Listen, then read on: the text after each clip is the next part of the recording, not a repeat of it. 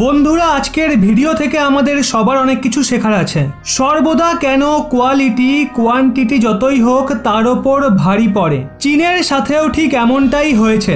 স্ক্রিনে দেখতে পাচ্ছেন কয়েকদিন আগে ইনসাইডার এই আর্টিকেলটা ছেপেছিল, যেখানে বলা হয়েছে how China is trying to fix the biggest problem plugin it's fighter jet.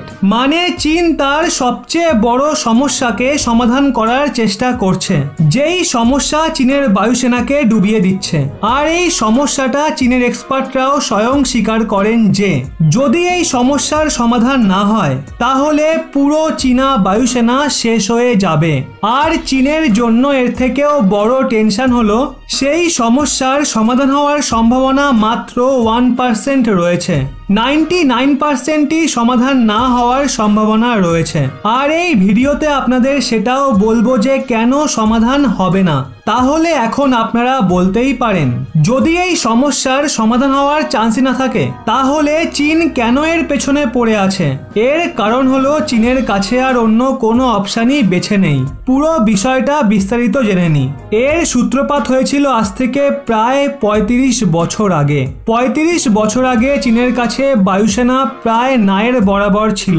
তারপর যবে থেকে চীনের ইকোনমি অগ্রগতির পথে এগোতে থাকলো তবে থেকে চীন তার বায়ুসেনার পেছনে ভারী মাত্রায় বিনিয়োগ করতে থাকে। কিন্তু শুরুতেই চীন ওই ভুলটাই করে বসে, যার জন্য আজও চীনকে পস্তাতে হচ্ছে। আসলে যখন কোনো দেশ স্বয়ং নিজের বায়ুসেনা তৈরি করে তখন তার একটা প্রসেস থাকে। যেমন শুরুতে তারা অন্য দেশের কাছ থেকে যুদ্ধবিমান কেনে, তারপর সেই দেশের সাথে কোলাবোরেশন করে, ওই দেশগুলোর সাথে মিলে যুদ্ধ বিমানের যে পার্টস হয় সেগুলোর ম্যানুফ্যাকচারিং করে, আর সবার শেষে নিজের একটা যুদ্ধবিমান বানায়। এটাই হলো অরিজিনাল প্রসেস। কিন্তু চীন কি করে? চীন শুরু থেকেই অন্যান্য দেশের যুদ্ধবিমান প্রথমে কেনে আর তারপর তার কপি বানানো শুরু করে, বা অন্যান্য দেশের টেকনোলজি চুরি করা শুরু করে আর তা দিয়ে নিজের যুদ্ধবিমান বানানো শুরু করে। আর এটাই ছিল চীনের সবচেয়ে বড় ভুল। এর ফলে কি হয়, অন্যান্য যে দেশ রয়েছে তারা চীনকে যুদ্ধবিমান দিতে ভয় পায় আর তার যে টেকনোলজি রয়েছে সেটা দিতেও অস্বীকার করে। তো দেখুন, টেকনোলজি চুরি করে চীন তাড়াতাড়ি যুদ্ধবিমান বানানোর যে চেষ্টা করছিল তাতেই চীনের সবচেয়ে বড় লোকসান হয়। কেন? কারণ দেখুন, যুদ্ধ বিমান যে দেশেরই হোক না কেন, আমেরিকা হোক বা রাশিয়া, যারাই হাতিয়ার তৈরি করে তাদের কোনো না কোনো সমস্যা আসেই। কিন্তু ওই দেশগুলো সেই সমস্যার সমাধান করে ফেলে। তাহলে চীন এই সমস্যাগুলোর সমাধান করতে পারছে না কেন? ভীষণই সাধারণ একটা কারণ। আপনাদের একটা ছোট্ট উদাহরণ দিয়ে বোঝাচ্ছি। মনে করুন একজন চাষি আছে, যার একটা জমিও রয়েছে, যেখানে সে 20-25 বছর ধরে চাষ করছে। অর্থাৎ ওই চাষি ভালো মতো জানে কখন জল দিতে হবে, কখন ওই জমিতে সার ছড়াতে হবে, কোনো রকম সমস্যা আসলে কিভাবে সেটাকে দূর করা যাবে।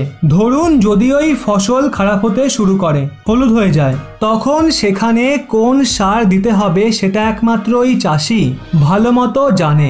কিন্তু যদি একজন ব্যক্তি শহর থেকে গাড়িতে চড়ে আসে, যার কাছে অঢেল পয়সা রয়েছে, সে এসে ওই জমি কিনে নেয়, আর ধরুন তার পরের দিনই ফসল হলুদ হয়ে যায়, ফসলে পোকা ধরে যায়, তাহলে সেই শহরের ব্যক্তি কি জানবে যে সেই মুহূর্তে জমিতে কোন রাসায়নিক দিতে হবে? কখনোই জানবে না, আর জমি বরবাদ হয়ে যাবে। ঠিক এই অবস্থাই হয়েছে চীনের। চীন রাশিয়া আমেরিকার টেকনোলজি চুরি করে ফাইটার জেট তো বানিয়ে নিয়েছে, কিন্তু এখন সেগুলোর মধ্যে দেখা দিচ্ছে সমস্যা। চীন এটা জানে না যে সেগুলোর সমাধান কিভাবে হবে। চীনের 90% ফাইটার জেটেই দুর্বলতা রয়েছে ইঞ্জিনে। চীনা ফাইটার জেটের ইঞ্জিনগুলো ওভারহিট হয়ে যায়, আর চীনের মাথায় এটা কিছুতেই ঢুকছে না গত 15 বছর ধরে যে এই সমস্যার সমাধান কিভাবে হবে। এর ফলে সমস্যাটা কোথায় দাঁড়ায়? যখন চীনা ফাইটার জেট ইঞ্জিন ওভারহিট হয় তখন শত্রুপক্ষের যে হিট সিকিং মিসাইল আছে সেটা ওই হিটকে ডিটেক্ট করে হামলা করতে পারে, আর চীনের ফাইটার জেট যতই উন্নত হোক সেটা ধরাশায়ী হয়ে যাবে। অন্য সবচেয়ে বড় সমস্যা আসছে কোয়ালিটি কন্ট্রোলে। আমেরিকা রাশিয়ার যে যুদ্ধ বিমান হয় সেগুলো 30-40 বছর অবধি নির্দ্বিধায় চলে। এবার যদি কথা বলা হয় চীনের, তাহলে তাদের ফাইটার জেট মাত্র 5-10 বছরেই ভেঙে চুরে পড়ছে। মানে চীনা ফাইটার জেটের কোয়ালিটি কতটা পরিমাণে খারাপ। আর এই সমস্যাগুলোকে পুনরায় আবার সমাধান করার চেষ্টায় রত হয়েছে চীন, কিন্তু 99% চান্স রয়েছে সেটা ফেল হওয়ার। কেন?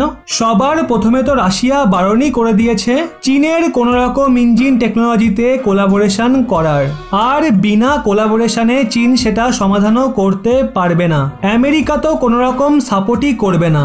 দ্বিতীয়ত রাশিয়া বলেছে ইঞ্জিন প্রোগ্রাম তখনই সম্ভব যখন আপনারা আমাদের থেকে পুরো ইঞ্জিন কিনবেন, আমরা আপনাদের ইঞ্জিনের টেকনোলজি দেবই না। তাই এখন চীনের কাছে একটা রাস্তাই খোলা আছে, চিরকালের জন্য রাশিয়ার থেকে ইঞ্জিন কেনা।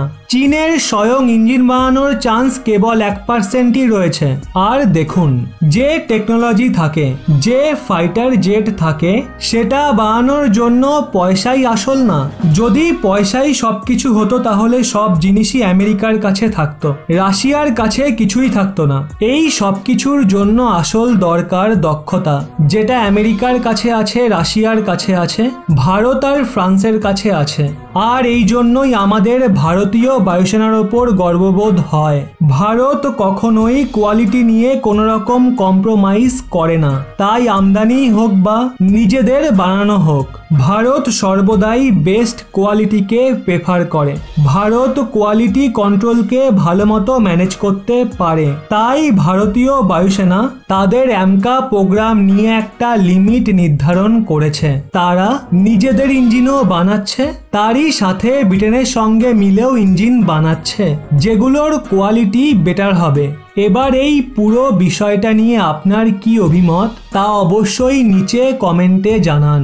আর এরকমই ব্যাক টু ব্যাক আপডেট পেতে রহস্য বাংলা এই চ্যানেলটি সাবস্ক্রাইব করে পাশের বেল আইকনটি অল করে রাখুন।